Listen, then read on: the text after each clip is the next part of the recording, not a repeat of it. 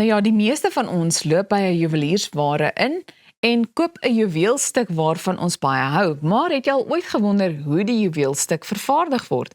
Ons het by die internasionale juwelier Zoa Jansen van Rensburg gaan inloer om meer te leer oor hoe die proses van mineraal tot pragtstuk lyk.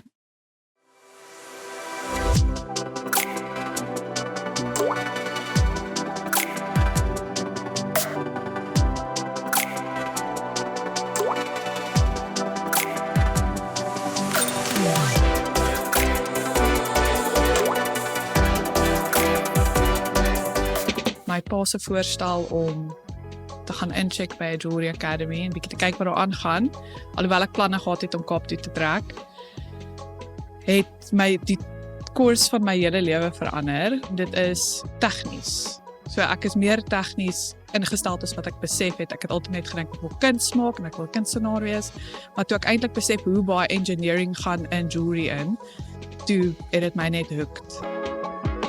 Ek werk meestal in goud en platinum en ek gebruik baie diamante. Diamante is nog altyd baie populêr, maar ek moet sê, nou is lab diamonds obviously vat oor en dis baie inexpensive compared to mine diamonds. So ek is nogal 'n proponent vir lab diamonds want dit maak dat 'n normale ou 'n nice steen kan koop en nie 3 maande se salaris of ewen meer hoef te spandeer om ietsie nice te hê nie. Kliënte kom gewoonlik na my toe met idees en baie van dit is baie kommersieel. So obviously probeer ek, omdat jy nou 'n custom juweelstuk maak, wil jy nie hê dit moet lyk soos iets wat in 'n winkel gekoop is nie. So jy wil 'n unieke element inkorporeer sodat daai persoon nie iemand raakloop wat presies dieselfde ring het nie. Jy gaan deur die moeite om die stuk te maak, might as well make it amazing. Ek gebruik dieselfde metode wat alle jewelers nou gebruik en dit is ons print en cast. So jy teken die model, jy stuur hom na jou 3D printer toe, hy print die model in wax, dan gaan dit na 'n casting house toe, dan sit lost wax casting en dan werk jy hom af en jy set hom. So dis nou nie iets wat almal vir jou sal sê nie, maar jewelers maak nie meer jewelry met die hand nie, maar dit word gehand finish en gehand set.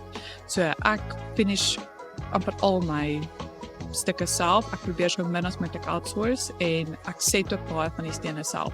So dis 'n unieke ding eintlik, want baie mense outsource die setting wat is 'n specialized skill, maar ek, alhoewel ek 'n setter het wat van my werk doen wat ek nie comfortable mee is nie, doen ek baie van dit self. So die produk gaan heeltyd deur my hande. Wat my juwele uniek maak is dat ek regtig baie lief is vir elkeen van my kliënte. Ek's genuinely invested in my kliënte en ek dink party mense hou net aan die juwele by my maak want dis nie net 'n jewelry design session nie, maar ook 'n therapy session. Want ek is so invested in my kliënte se lewens en dit is regtig vir my belangrik dat hulle iets het waarvan hulle hou, wat lank gaan hou en wat vir hulle bekostigbaar is. Ek kry inspirasie van kuns af, van theater, enige tipe kuns eintlik, musiek, sulke tipe goed. En dan obviously kyk mense maar na die trends en mense steel maar van dit af. A good artist borrows, a great artist steals. So obviously in plekke soos Amerika, die mense maak amazing juwele. So ja, ek steel maar 'n bietjie daar en dan obviously kry ek van kuns af idees.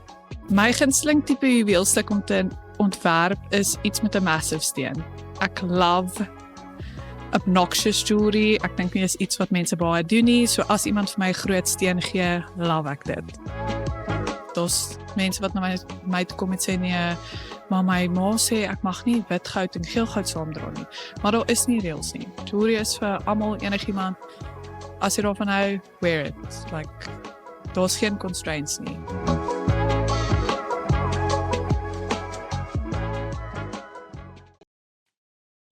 Ek moet vir jou sê, dis interessant, né? Baie. Want mense dink nie noodwendig aan die proses nie. Ja, en ou vergeet partykeer dat dit nie noodwendig massaproduksie dinge is nie, nê? 'n Regte juwelier, jy weet, juweliersware goeders word maar vir elke ou persoonlik gemaak. Of hulle het seker maar 'n paar wat hulle maak. Nee, maar ek hoor elkeen jy is ook daai verskillend. detail. Ja. Die detail wat partykeer het julle met baie detail en 'n spesifieke ontwerp te werk gegaan met lotiese ring. Ja, kyk 'n vrou weet presies mos wat hulle wil hê. Ons mans is eintlik maklik, want is mos of die een of die ander en deesdae is daar so groot verskeidenheid. Maar vrouens het mos maar altyd 'n dingetjie, ek soek my ring so met dit in of ek het dalk 'n ouma grootjie se steen wat uit hierdie ring uitgehaal moet word en maar nee, inderdaad, het sy hom gehad. Maar is ook interessant, daai enetjie sal altyd daar bly, maar 20 jaar later, toe wou mamma hom verander het, so nou sit sy met 'n nuwe een. Nou maar daar het jy dit. Bly gerus ingeskakel, ons gesels net hierna met Johanro Mostert oor hoe hy sy pad op die sportveld vind.